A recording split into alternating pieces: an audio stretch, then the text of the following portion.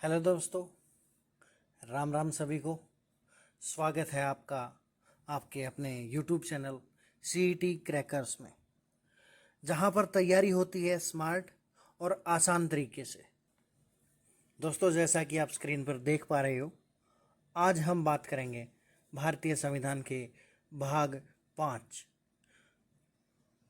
दोस्तों, यह एक ऐसा भाग है जहां से आपको हर एग्जाम में 2 से 3 क्वेश्चन देखने को मिल ही जाते हैं।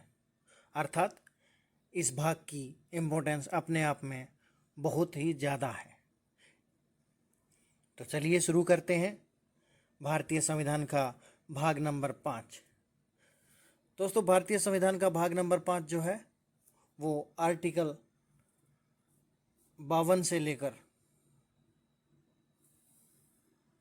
आर्टिकल 151 तक फैला हुआ है। कहाँ तक फैला हुआ है?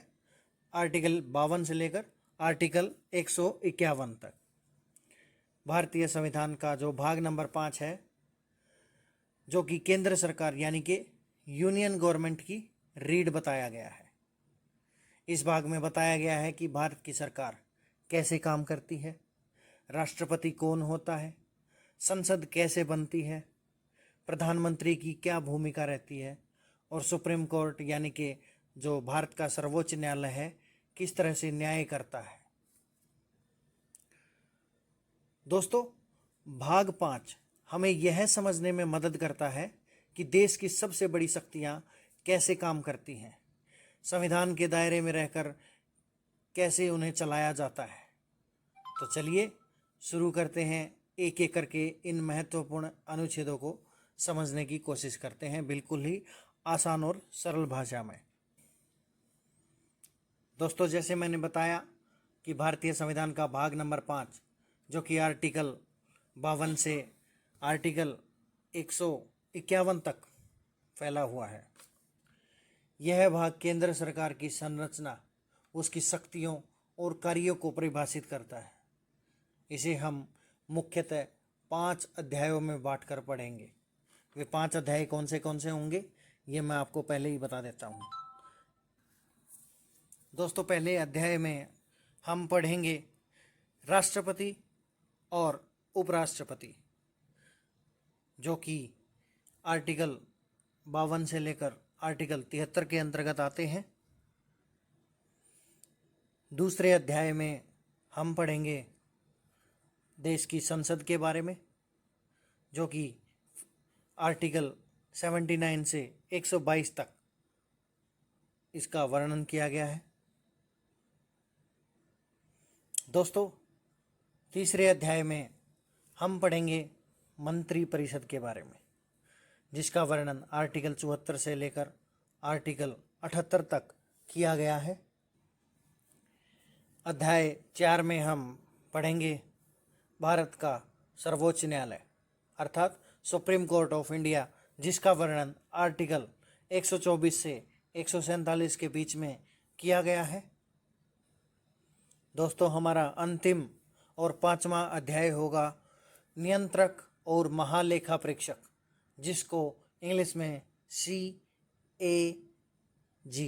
कैग कंट्रोलर ऑडिटर जनरल भी बोलते हैं, जिसका वर्णन संविधान के आर्टिकल 148 से 151 तक किया गया है। ये है भारतीय संविधान का भाग नंबर 5, जिसको हमने 5 भागों में बांटकर हम इसका अध्ययन करेंगे बहुत ही आसान और सरल तरीके से। वे 5 भाग कौन से हैं एक बार फिर से मैं आपको दिखा देता हूँ।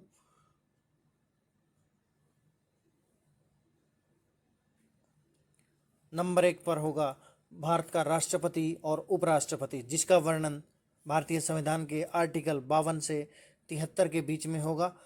दूसरा अध्याय होगा भारत की संसद, जिसका वर्णन आर्टिकल 79 से 122 के बीच में है। और भाग 3 होगा मंत्री परिषद, जिसका वर्णन आर्टिकल 74 से आर्टिकल 78 के बीच में किया गया है।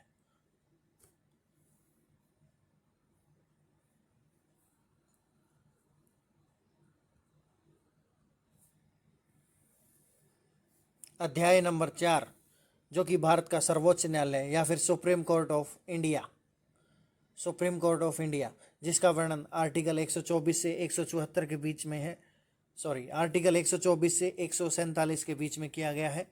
और 5वां अध्याय होगा हमारा नियंत्रक और महालेखा परीक्षक, जिसका वर्णन आर्टिकल 148 से आर्टिकल 151 के बीच में किया गया है।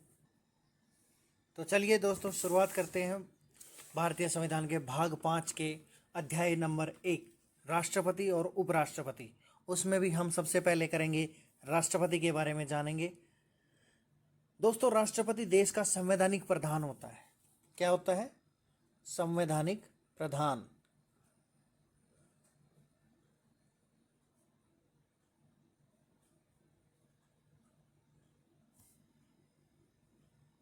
संवैधानिक प्रधान होता है।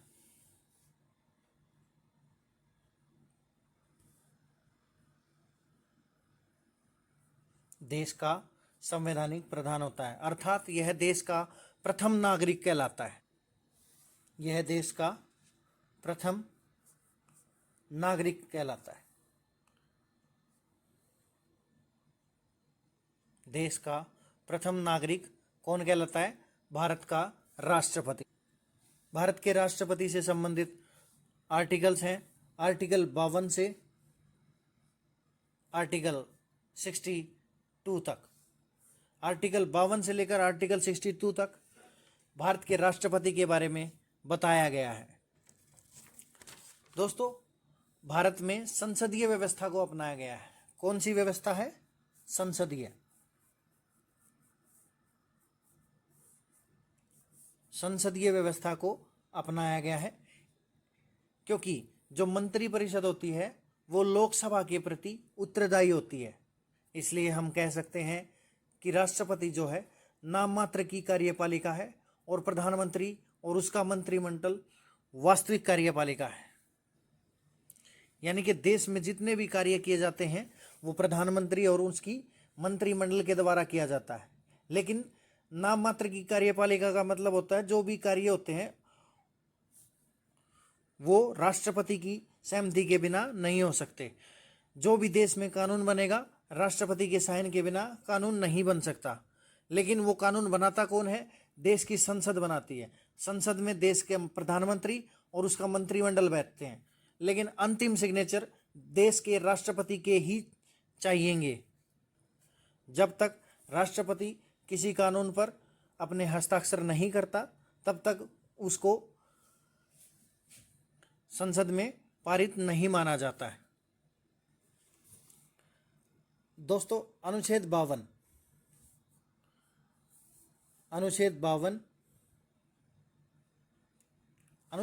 कहता है कि भारत में एक राष्ट्रपति होगा और यह देश का प्रथम व्यक्ति माना जाएगा। भारत में राष्ट्रपति होगा,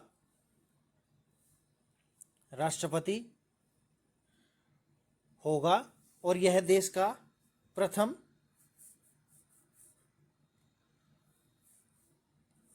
नागरिक कहलाएगा। देश का प्रथम नागरिक कौन कहलाएगा? राष्ट्रपति। दोस्तों, अनुच्छेद 53 कहता है कि कार्यपालिका शक्ति राष्ट्रपति में निहित होगी, अर्थात जो भी विदेशी कामकाज या देश के अंदर कोई भी कानून बनाना है तो सब राष्ट्रपति के नाम पर होंगे, अर्थात राष्ट्रपति के सिग्नेचर के बिना कोई भी कानून लागू नहीं होगा। इसलिए मैंने कहा था कि जो राष्ट्रपति है वो नाम मात्र की कार्यपालिका है और प्रधानमंत्री और उसकी मंत्रिमंडल वास्तविक कार्यपालिका है। अर्थात राष्ट्रपति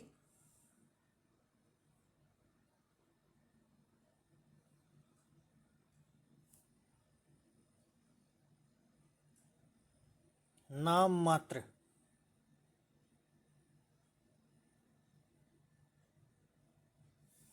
कार्यपालिका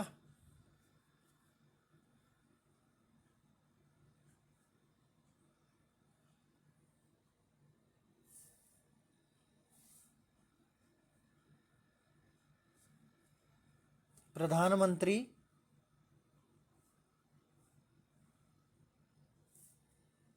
वास्तविक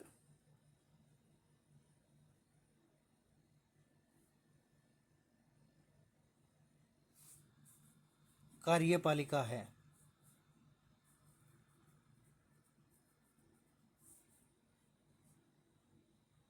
अर्थात देश में जो भी काम होंगे या फिर विदेश में के अंदर कोई राजदूत भेजना है वो भी राष्ट्रपति को ही संबोधित होगा। जो भी काम करेगा राष्ट्रपति के नाम पर ही काम होगा।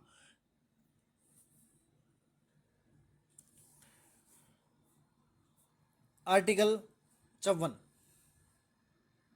आर्टिकल 54 राष्ट्रपति के निर्वाचन से संबंधित है।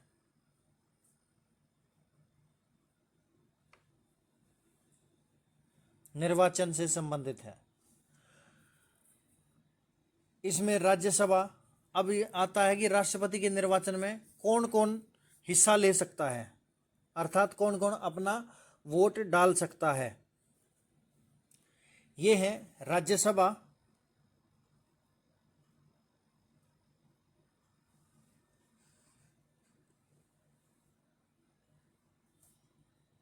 लोकसभा,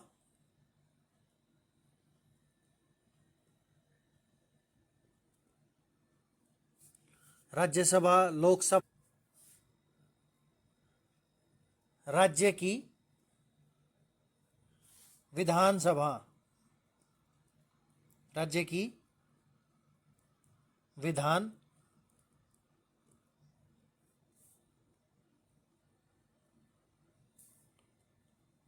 सभाओं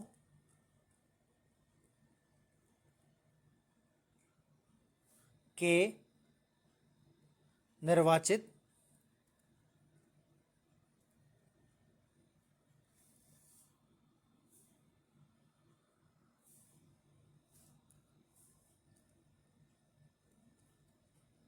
निर्वाचित सदस्य।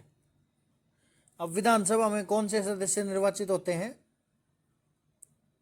एमएलए, जिनको हम मेंबर ऑफ लेजिस्लेटिव असेंबली भी बोलते हैं। ये सब राष्ट्रपति के चुनाव में वोट का प्रयोग करते हैं। लेकिन एक नवीनतम व्यवस्था के अनुसार पहले तो यही होता था कि राज्यसभा और लोकसभा के सदस्य और राज्य की विधानसभाओं के निर्वाचित सदस्य अर्थात एमएलए ही राष्ट्रपति को चुन सकते थे। लेकिन एक नवीनतम व्यवस्था के अनुसार पुदुचेरी, जिसको पौंडीचेरी भी बोलते हैं,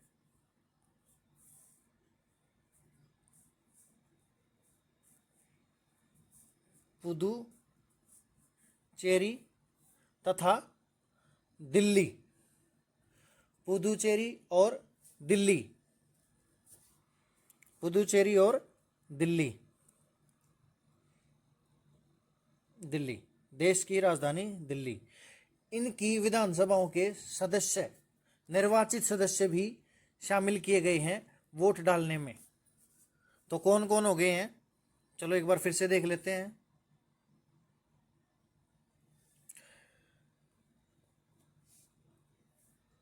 राज्यसभा, लोकसभा, राज्य की विधानसभाओं के निर्वाचित सदस्य, पुदुचेरी और दिल्ली के निर्वाचित सदस्य। कौन से निर्वाचित सदस्य? विधानसभाओं के निर्वाचित सदस्य। इनको भी एमएलए बोल सकते हैं। ठीक है, ये सब जो है राष्ट्रपति के चुनाव में शामिल होते हैं। दोस्तों, राष्ट्रपति पद के लिए जो उम्मीदवार खड़ा होता है उसके लिए निर्वाचक मंडल,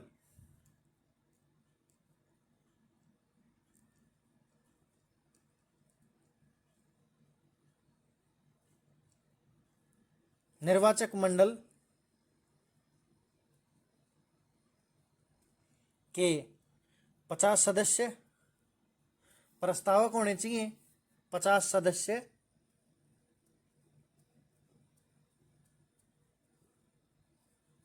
प्रस्तावक,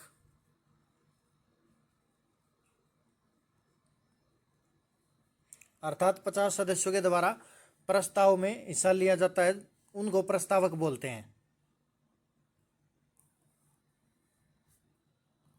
और 50 सदस्य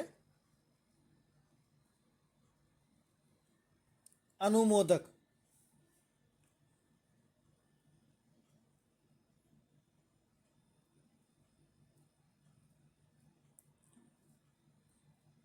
अनुमोदक, 50 सदस्य प्रस्तावक और 50 सदस्य अनुमोदक होने चाहिए। दोस्तों, भारतीय संविधान में यह व्यवस्था की गई है कि राष्ट्रपति पद के लिए एक व्यक्ति जितनी बार चाहे निर्वाचित हो सकता है। ये नहीं कि एक व्यक्ति सिर्फ एक ही बार राष्ट्रपति बन सकता है, नहीं, जब तक उसका मन चाहे राष्ट्रपति पद के लिए निर्वाचित हो सकता है। राष्ट्रपति चुनाव में समानुपातिक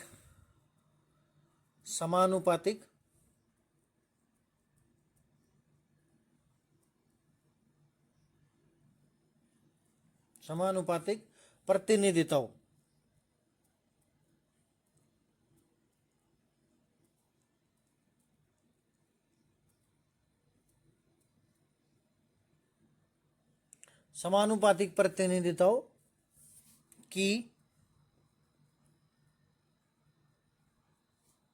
एकल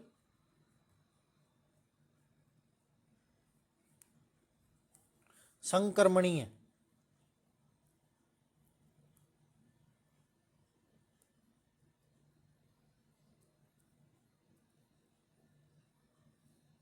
प्रणाली, मत प्रणाली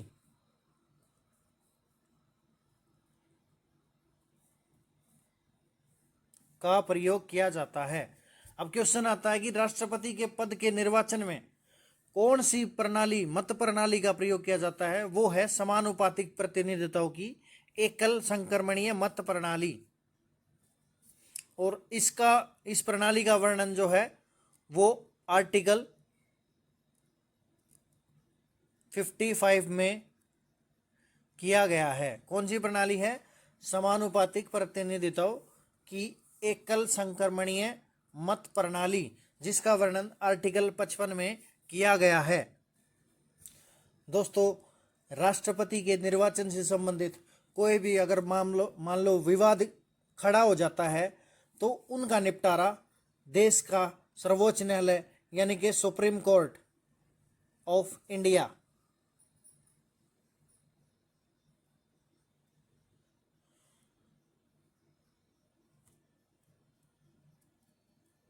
supreme court of India supreme court of India के द्वारा राष्ट्रपति के निर्वाचन से संबंधित जो भी विवाद है उनका निपटारा किया जाता है। दोस्तों, आर्टिकल 56 राष्ट्रपति के कार्यकाल के बारे में बताता है। अनुच्छेद 56 बताता है कि देश के राष्ट्रपति का कार्यकाल कितने वर्ष के लिए होता है? बताओ, कमेंट करो। वो होता है 5 वर्ष के लिए। कितने वर्ष के लिए? 5 वर्ष के लिए।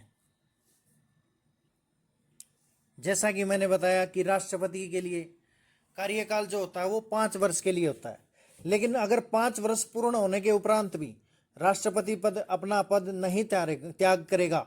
क्यों नहीं त्याग करेगा? जब तक कि उसका अगला उत्तराधिकारी पद ग्रहण नहीं कर लेता तब तक राष्ट्रपति अपने पद पर बना रहेगा, क्योंकि देश का सबसे ऊंचा पद है तो उसको खाली नहीं छोड़ सकते। इसलिए यह प्रावधान किया गया कि जब तक अगला उत्तराधिकारी नहीं आ जाता तब तक राष्ट्रपति अपने पद पर बना रहेगा 5 साल के बाद भी। और जैसे ही राष्ट्रपति का कार्यकाल समाप्त होने से 6 महीने पहले अगले राष्ट्रपति के लिए चुनाव करवा लिए जाते हैं।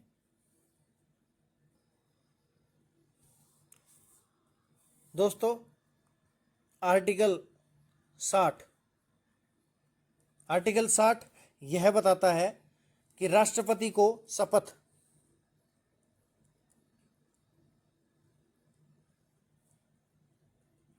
कौन दिलाता है? राष्ट्रपति को शपथ दिलाता है भारत का CJI यानी कि चीफ जस्टिस ऑफ इंडिया, जो कि सर्वोच्च न्यायालय का मुख्य न्यायाधीश होता है। CJI chief justice of India, सर्वोच्च न्यायालय का मुख्य न्यायाधीश, यदि वह उपस्थित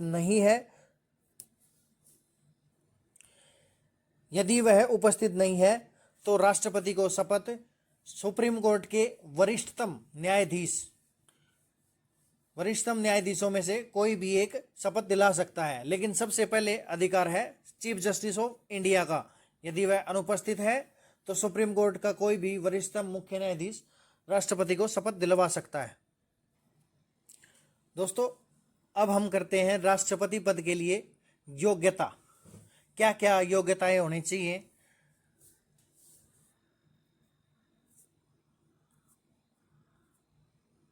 योग्यताएं,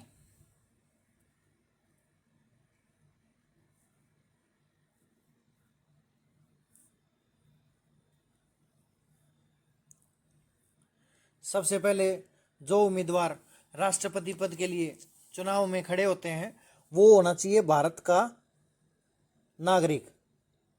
क्या होना चाहिए? भारत का नागरिक होना चाहिए।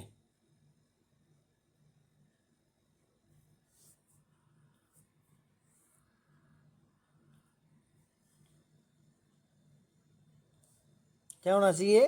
भारत का नागरिक होना चाहिए। आयु या फिर उसकी उम्र कम से कम 35 वर्ष, कम से कम 35 वर्ष पूरी की जानी चाहिए। भारत के राष्ट्रपति के लिए आयु है 35 वर्ष। उसके बाद लोकसभा का सदस्य चुने जाने योग्य होना चाहिए। क्या होना चाहिए? लोकसभा के सदस्य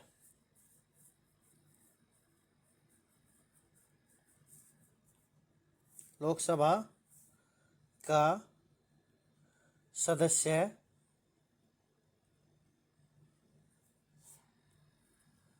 चुने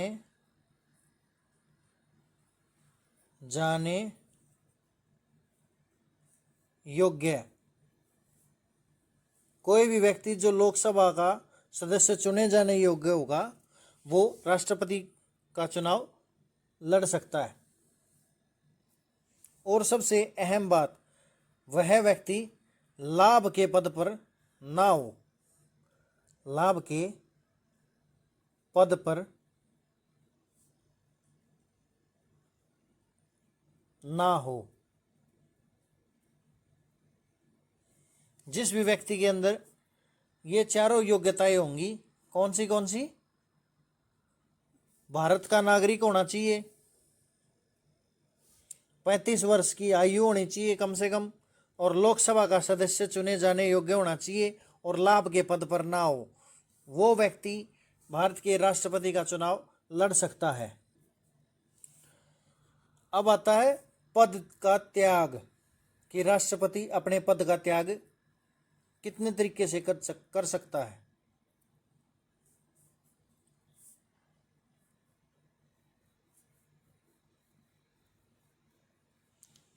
राष्ट्रपति जो है उपराष्ट्रपति को संबोधित करके अपना त्यागपत्र दे सकता है। यानी कि किसको राष्ट्रपति अपना त्यागपत्र उपराष्ट्रपति को सौंप सकता है भाई?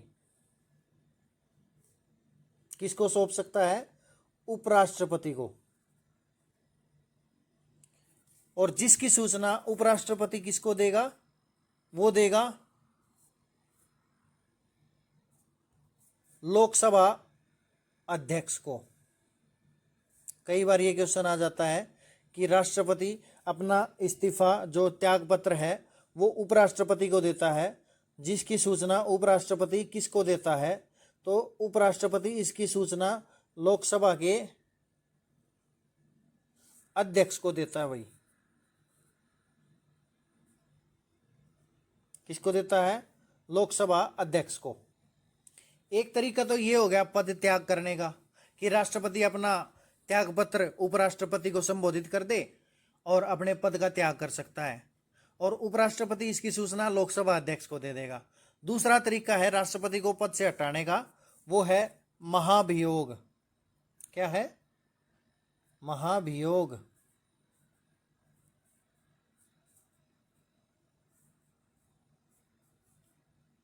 जिसका वर्णन भारतीय संविधान के आर्टिकल 61 में दिया गया है। दोस्तों, मैं आपको यहां पर बताना चाहूंगा कि राष्ट्रपति के महाभियोग का जो प्रावधान है वो हमने संयुक्त राज्य अमेरिका यानी कि यूएसए के संविधान से लिया गया है। कहां से लिया गया है? यूएसए के संविधान से। क्या लिया है? राष्ट्रपति पर महाभियोग की प्रक्रिया का प्रावधान कहां से लिया है? संयुक्त राज्य अमेरिका के संविधान से लिया गया है। अब प्रश्न ये उठता है कि राष्ट्रपति पर जो महाभियोग लगाया जाता है वो क्यों लगाया जाता है? राष्ट्रपति पर जो महाभियोग लगाया जाता है वो संविधान के प्रावधानों के उल्लंघन करने पर राष्ट्रपति पर महाभियोग लगाया जा सकता है, और यह संसद के किसी भी सदन में, संसद के किसी भी सदन में लाया जा सकता है, लाया जा सकता है। यानी कि लोकसभा या राज्यसभा किसी भी सदन में राष्ट्रपति पर महाभियोग का प्रावधान लाया जा सकता है। इसके लिए जो है राष्ट्रपति को 14 दिन पहले लिखित में सूचित किया जाएगा कि आपके खिलाफ अभी हम महाभियोग की प्रक्रिया शुरू कर रहे हैं। कितने दिन पहले? 14 दिन पहले। 14 दिन पहले। तथा 14 दिन पहले राष्ट्रपति को सूचित कर दिया जाएगा कि आपके खिलाफ महाभियोग की प्रक्रिया शुरू कर दी गई है, और जिस भी सदन में यह प्रक्रिया शुरू की जाती है उसके 1/4 सदस्यों के द्वारा उस लिखित सूचना पर हस्ताक्षर होंगे। और जैसे ही महाभियोग की प्रक्रिया जो है पूरी हो जाएगी, राष्ट्रपति को अपना पद छोड़ना पड़ेगा, तथा पद त्याग करने की, मतलब राष्ट्रपति का पद खाली हो गया तो खाली पद को 6 महीने के अंदर अंदर भरने का प्रावधान किया गया है। कितने महीने का? 6 महीने का टाइम दिया जाता है। उसके अंतर्गत राष्ट्रपति का चुनाव करा लिया जाता है और राष्ट्रपति के पद को भर दिया जाता है। दोस्तों, आर्टिकल 70 कहता है कि यदि किसी कारणवश राष्ट्रपति का पद खाली हो जाता है, जैसे पीछे हमने बताया कि महाभियोग प्रक्रिया के द्वारा राष्ट्रपति को पद से हटाया जा सकता है, तो किसी भी कारणवश यह मान लो राष्ट्रपति का पद खाली हो गया है तो उस समय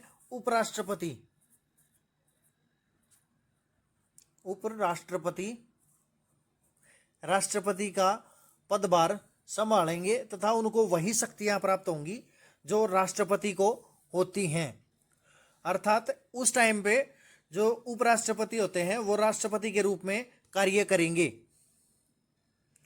अच्छा, अब तो बता दिया कि जो राष्ट्रपति का पद खाली है तो उसकी जगह उपराष्ट्रपति राष्ट्रपति का पदभार संभालेंगे, लेकिन ऐसी भी तो स्थिति आ सकती है कि उपराष्ट्रपति भी उपस्थित हो, यानी कि अवेलेबल ना हो, तो ऐसी स्थिति में सुप्रीम कोर्ट जो हमारा सर्वोच्च न्यायालय है उसका जो chief justice of India CJI मुख्य न्यायाधीश होता है ना, वो राष्ट्रपति के रूप में कार्य करेंगे। और मान लो ये भी उपस्थित नहीं है तो फिर जो है ना सुप्रीम कोर्ट का जो वरिष्ठतम मुख्य न्यायाधीश, यानी कि वरिष्ठतम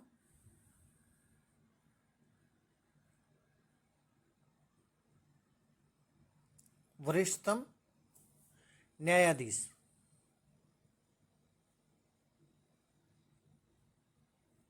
ये राष्ट्रपति के पदभार को ग्रहण करेंगे। क्या बताया? मान लो राष्ट्रपति नहीं है तो उपराष्ट्रपति राष्ट्रपति के रूप में कार्य करेंगे। यदि उपराष्ट्रपति भी उपस्थित है तो सुप्रीम कोर्ट का जो चीफ जस्टिस ऑफ इंडिया है वो पद ग्रहण करेगा। ठीक है। और मान लो ये भी नहीं है तो सुप्रीम कोर्ट का ही वरिष्ठतम न्यायाधीश राष्ट्रपति के पदभार को संभालेगा तथा राष्ट्रपति के रूप में कार्य करेगा। अब आता है राष्ट्रपति के वेतन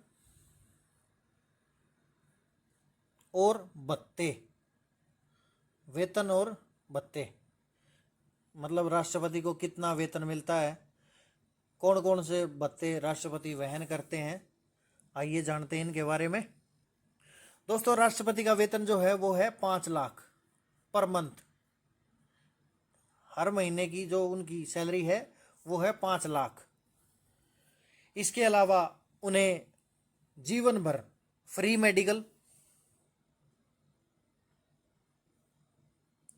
मेडिकल सुविधा,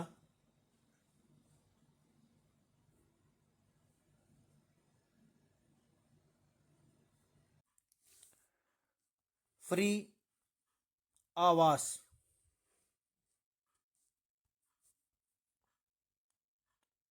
मतलब जिस घर में रहेंगे उस पर कोई भी किराया नहीं लिया जाएगा, और फ्री में इलाज की सुविधा, आजीवन जब तक वो जीवित हैं उन्हें फ्री में मेडिकल सुविधाएं प्रदान की जाएगी। और जो राष्ट्रपति का जो वेतन है वो टैक्स फ्री है भाई, इसके ऊपर कोई भी टैक्स नहीं लगता, टैक्स फ्री है। ठीक है। अब आते हैं कि राष्ट्रपति को कौन से अधिकार प्राप्त हैं। तो सबसे पहले आता है नियुक्ति संबंधी अधिकार, कि राष्ट्रपति किन किन की नियुक्ति करता है। तो नंबर 1 आता है भारत का प्रधानमंत्री। भारत के प्रधानमंत्री की नियुक्ति राष्ट्रपति करता है भाई। ठीक है। उसके बाद आता है प्रधानमंत्री की सलाह पर मंत्रिपरिषद के अन्य सदस्य। मंत्रिपरिषद,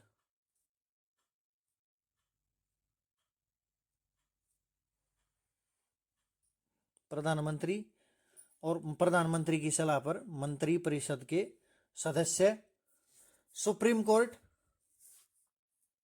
तथा हाई कोर्ट के जज।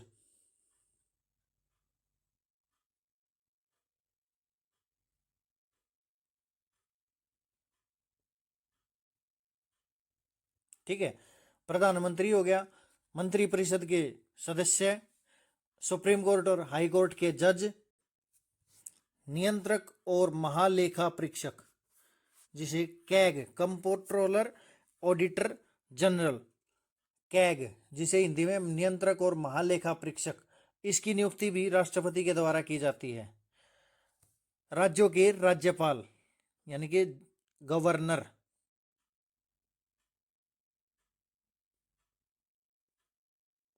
राज्यों के राज्यपाल की नियुक्ति भी राष्ट्रपति के द्वारा की जाती है।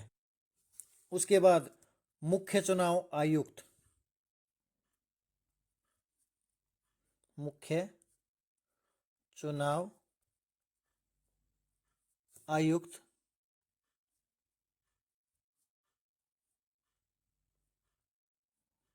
व अन्य चुनाव आयुक्त।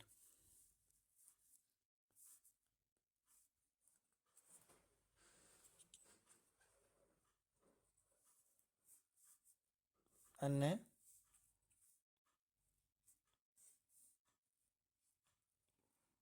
चुनाव आयुक्त,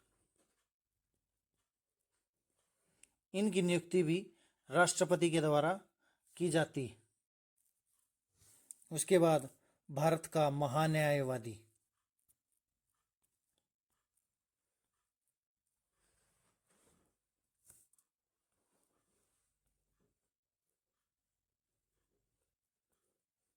भारत का महान्यायवादी जिसे अटॉर्नी जनरल ऑफ इंडिया भी बोला जाता है, इसकी नियुक्ति भी राष्ट्रपति के द्वारा की जाती है। उसके बाद यूपीएससी के अध्यक्ष, यूनियन पब्लिक सर्विस कमीशन जो होता है, संघ लोक सेवा आयोग, इसके अध्यक्ष की नियुक्ति भी राष्ट्रपति के द्वारा की जाती है। कौन? यूपीएससी का अध्यक्ष। उसके बाद वित्त आयोग, वित्त आयोग के सदस्य। किसके सदस्य? वित्त आयोग के सदस्य। इनकी नियुक्ति भी राष्ट्रपति के द्वारा की जाती है। भारत के राजदूत, भारत के राजदूत, इनकी नियुक्ति राष्ट्रपति के द्वारा की जाती है। तो दोस्तों, ये थे भारत के राष्ट्रपति द्वारा नियुक्ति संबंधी अधिकार कि भारत का राष्ट्रपति किन किन की नियुक्ति कर सकता है। अब आती है राष्ट्रपति की विधायी शक्तियां। कौन सी? विधायी।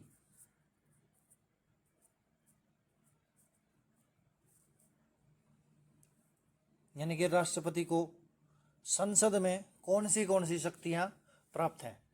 तो सबसे पहले है, राष्ट्रपति जो है संसद का एक अभिन्न अंग है। क्या है? अभिन्न अंग।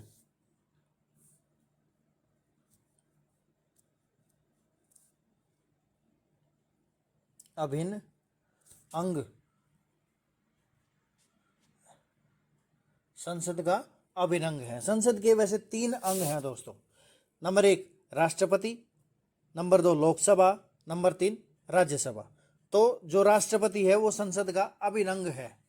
इसे जो है विधायी शक्तियां प्राप्त हैं। नंबर 1 संसद के सत्र को आहूत करता है, मतलब संसद के सत्र को प्रारंभ करता है और उसका सत्रावसान करता है। क्या करता है? संसद के सत्र को आहूत करना, मतलब आमंत्रित करना। संसद के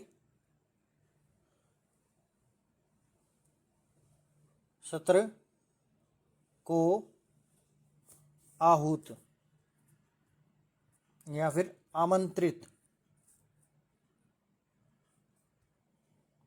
करता है।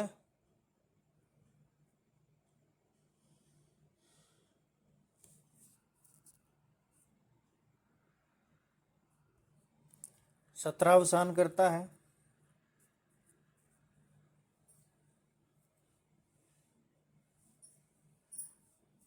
तथा लोकसभा को भंग कर सकता है।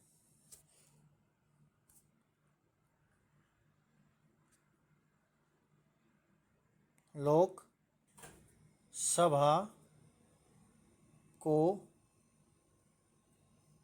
भंग, लोकसभा को भंग करने का अधिकार किसको है? राष्ट्रपति को है। ठीक है। उसके बाद जो है राष्ट्रपति जो है संसद के एक सदन या फिर सम्मिलित रूप से दोनों सदनों में अभिभाषण कर सकता है। क्या कर सकता है? एक सदन में या फिर सम्मिलित रूप से दोनों सदनों में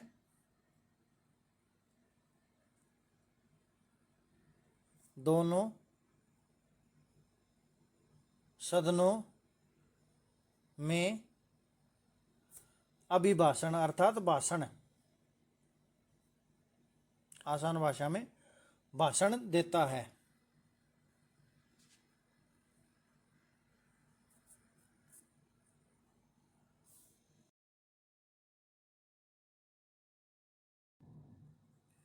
दोस्तों, आर्टिकल 108 भारतीय संविधान का आर्टिकल 108 कहता है कि यदि किसी साधारण विधेयक पर दोनों सदनों में कोई असहमति हो जाती है तो उसे सुलझाने के लिए भारत के राष्ट्रपति द्वारा दोनों सदनों की एक संयुक्त बैठक बुलाई जाती है। क्या बुलाई जाती है? संयुक्त बैठक बुलाई जाती है। जब भी दोनों सदनों के किसी साधारण विधेयक पर दोनों सदनों में आपसी असहमति हो जाएगी तो एक संयुक्त बैठक भारत के राष्ट्रपति के द्वारा बुलाई जाएगी, जिसकी अध्यक्षता कौन करता है?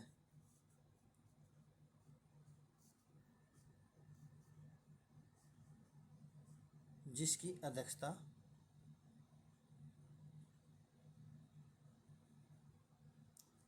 लोकसभा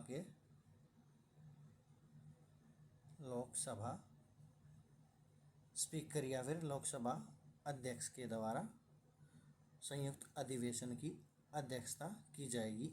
ऐसा प्रावधान आर्टिकल 108 में किया गया है। यानी कि संयुक्त बैठक राष्ट्रपति के द्वारा आर्टिकल 160 के तहत बुलाई जाती है, जिसकी अध्यक्षता लोकसभा के अध्यक्ष के द्वारा की जाती है। दोस्तों, भारतीय संविधान का जो आर्टिकल 123 है, आर्टिकल 1, 2, 3, आर्टिकल 123 के तहत राष्ट्रपति संसद के स्थगन के समय, मतलब संसद के स्थगन के समय राष्ट्रपति जो है अध्यादेश जारी कर सकता है। आर्टिकल 123 के तहत अध्यादेश, एक मिनट, अध्यादेश जारी कर सकता है।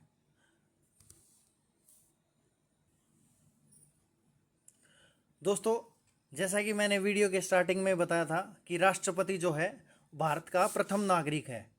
उसको सैन्य बल, जो भारत की 3 सेनाएं हैं, नौसेना, वायुसेना और थल सेना, इन सभी का जो सर्वोच्च सेनापति होता है वो राष्ट्रपति ही होता है। तीनों सेनाओं का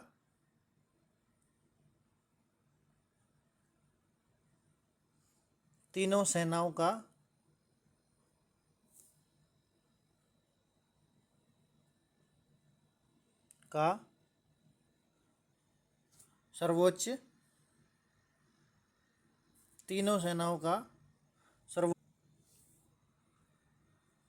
सर्वोच्च सेनापति जो होता है वो है राष्ट्रपति। देश का राष्ट्रपति तीनों सेनाओं का सर्वोच्च सेनापति होता है।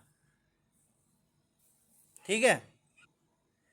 लेकिन जो राष्ट्रपति है वो इन सेनाओं का प्रयोग जो है विधि के द्वारा, कानून के द्वारा नियमित ही कर सकता है।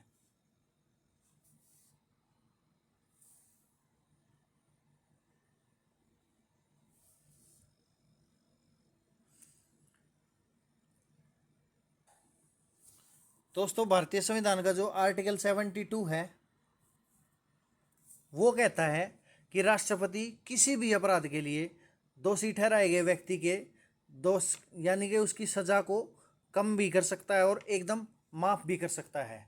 इसे अधिकार परीक्षा नियम कहते हैं। आर्टिकल 72 के तहत राष्ट्रपति जो है दोषी के दंड को माफ कर सकता है, चाहे वो फांसी की सजा है, इसको भी राष्ट्रपति माफ कर सकता है। ठीक है, किसी के भी दंड को माफ कर सकता है, सजा को कम कर सकता है और एकदम दोष मुक्त भी कर सकता है अपनी आर्टिकल 72 के तहत दिए गए अधिकार के अनुसार। दोस्तों, राष्ट्रपति को आपातकालीन अधिकार भी प्राप्त हैं, जो कि आर्टिकल 352 से लेकर आर्टिकल 360 तक जिनका वर्णन किया गया है। आर्टिकल 352 से 360 तक इनका वर्णन किया गया है।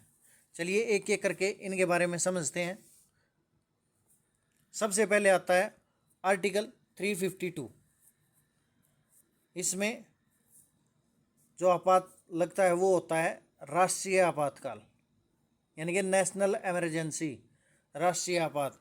जब भी देश के ऊपर कोई दूसरा देश यानी कि बाहरी आक्रमण होता है, राष्ट्रीय आपात, जब भी हमारे देश के ऊपर कोई बाहरी आक्रमण होगा या फिर युद्ध की स्थिति उत्पन्न हो जाएगी तो राष्ट्रपति आर्टिकल 352 के तहत राष्ट्रीय आपात की घोषणा कर सकता है।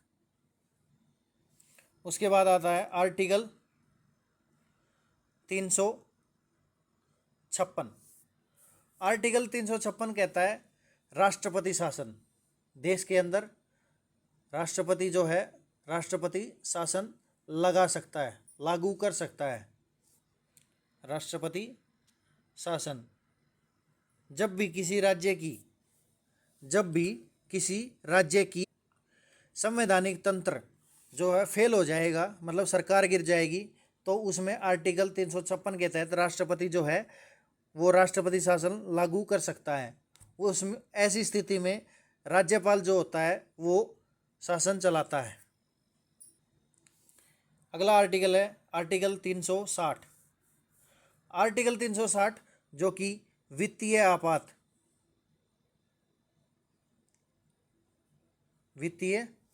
आपातकाल के बारे में बताता है। जब जब देश पर आर्थिक स्थिति कमजोर होगी या फिर आर्थिक संकट छा जाएगा, तो ऐसी स्थिति में राष्ट्रपति जो है आर्टिकल 360 के तहत वित्तीय आपात की घोषणा कर सकता है। और वित्तीय आपात की जो अवधि होती है वो न्यूनतम 2 महीने की होती है। कितने की होती है? न्यूनतम 2 महीने की होती, 2 महीने की। ठीक है दोस्तों, भारतीय संविधान का जो आर्टिकल 143 आर्टिकल 143 कहता है कि राष्ट्रपति किसी भी सार्वजनिक महत्व पर, कोई भी सार्वजनिक महत्व का है उसके प्रश्न पर जो सुप्रीम कोर्ट का मुख्य न्यायाधीश होता है उससे सलाह ले जाता है। ठीक है, सलाह ले सकता है। आर्टिकल 143 कहता है कि जो राष्ट्रपति है वो सुप्रीम कोर्ट के मुख्य न्यायाधीश से किसी भी सार्वजनिक महत्व के प्रश्न पर सलाह ले सकता है, लेकिन वो सलाह राष्ट्रपति मानेगा या नहीं मानेगा वो राष्ट्रपति के विवेक पर निर्भर करता है। अर्थात उस सलाह को मानने के लिए राष्ट्रपति बाध्य नहीं है। तो आर्टिकल 143 है राष्ट्रपति की सुप्रीम कोर्ट के जज से ली गई सलाह से संबंधित है। सलाह से संबंधित किससे ली जाती है ये सलाह? वो ली जाती है सुप्रीम कोर्ट के चीफ जस्टिस ऑफ इंडिया, मुख्य न्यायाधीश से। ठीक है, लेकिन वो सलाह मानेंगे या नहीं मानेंगे वो राष्ट्रपति के विवेक पर निर्भर है, मानने के लिए बाध्य नहीं है राष्ट्रपति। तो दोस्तों ये था हमारा पहला अध्याय का पहला पार्ट, यानी कि राष्ट्रपति। पहले अध्याय में हमने बताया था कि राष्ट्रपति और उपराष्ट्रपति के बारे में बताएंगे। तो राष्ट्रपति के बारे में हमने जितनी भी मुख्य बातें थी जिनसे क्वेश्चन बन सकते हैं एग्जाम में, वो हमने सारी इस वीडियो के माध्यम से कर ली है। कुछ फैक्ट्स हैं जो राष्ट्रपति पद से संबंधित हैं, वो हम आपको अभी बता देते हैं। जैसे कि भारत के पहले राष्ट्रपति कौन थे? प्रथम राष्ट्रपति, भारत के पहले राष्ट्रपति थे डॉक्टर राजेंद्र सिंह प्रसाद। राजेंद्र प्रसाद, डॉक्टर राजेंद्र प्रसाद। डॉक्टर राजेंद्र प्रसाद भारत के राष्ट्रपति थे। और डॉक्टर राजेंद्र प्रसाद जो है वो लगातार 2 बार, कितनी बार? लगातार 2 बार भारत के राष्ट्रपति चुने गए थे। लगातार 2 बार। क्वेश्चन आता है कि लगातार 2 बार भारत के राष्ट्रपति चुने जाने वाले एकमात्र भारतीय वो थे डॉक्टर राजेंद्र सिंह प्रसाद। ठीक है, fact number 2, doctor S Radhakrishnan लगातार 2 बार तो उपराष्ट्रपति बने, 2 बार उपराष्ट्रपति।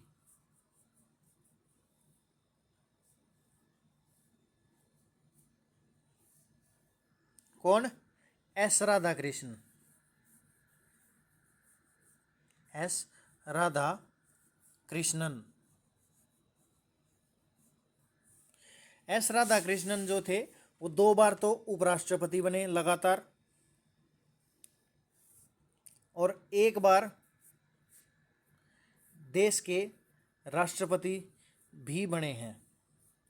2 बार उपराष्ट्रपति, 1 बार राष्ट्रपति।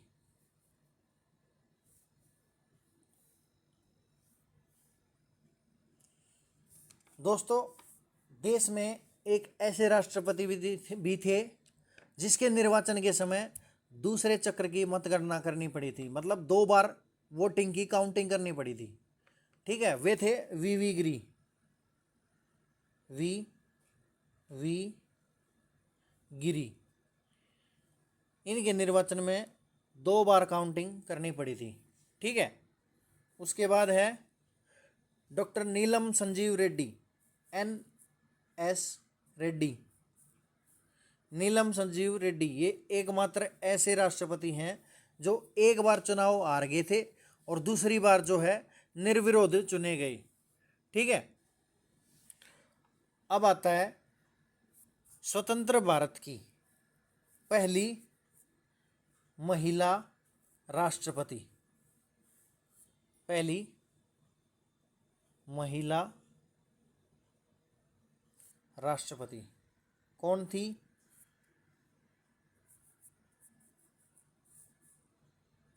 ये थी प्रतिभा देवी सिंह पाटिल। प्रतिभा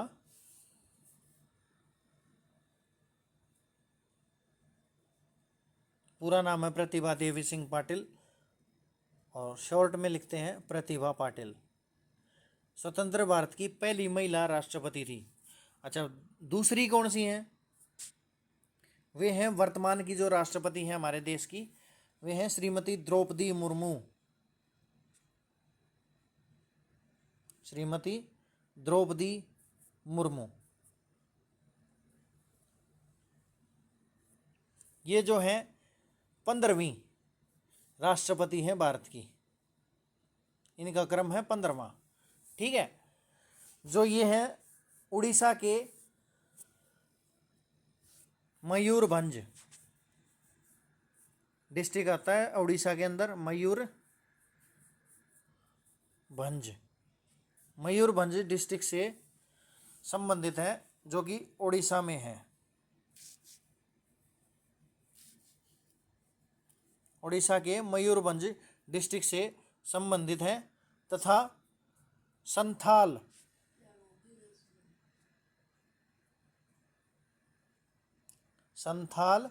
जनजाति। कौन सी जनजाति?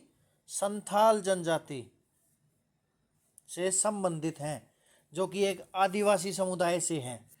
ठीक है, तो दोस्तों ये थे भारत के राष्ट्रपति से संबंधित मुख्य फैक्ट, जो हमने इस वीडियो के माध्यम से बहुत ही आसान और सरल भाषा में बताने की कोशिश करी है।